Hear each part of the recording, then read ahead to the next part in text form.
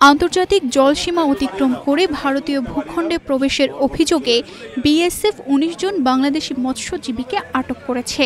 জব্দ করা হয়েছে তাদের মাছ, জাল ও ট্রলার। ১০ থেকে ১২ দিন আগে সমুদ্রে মাছ ধরতে বের হওয়ায় মৎস্যজীবীরা প্রাকৃতিক বিপর্যয়ের কারণে পথ হারিয়ে পশ্চিমবঙ্গের সুন্দরবন খিরুতখালী এলাকায় ঢুকে পড়ে। বাংলাদেশে মাছ ধরতে স্যার। আচ্ছা, ভুলে ঢুকে গেছি ভারত। আপনাদের বাড়িটা কোথায়? বাংলাদেশ। বাংলাদেশে কোথায়? ওলা। সবার বাড়ি এক এলাকায়? বান্ডেল থাকলে প্রতি সেনমানিতে টাকা বাঁচবে।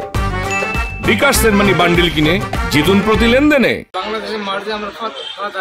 গত ২ দিন জিজ্ঞাসাবাদের পর রোববার তাদের সুন্দরবন কোস্টাল পুলিশ থানার হাতে হস্তান্তর করা হয়েছে। আটককৃতরা প্রত্যেকেই ভোলার বাসিন্দা। সোমবার তাদের ভারতের আলিপুর আদালতে প্রেরণ করা হবে।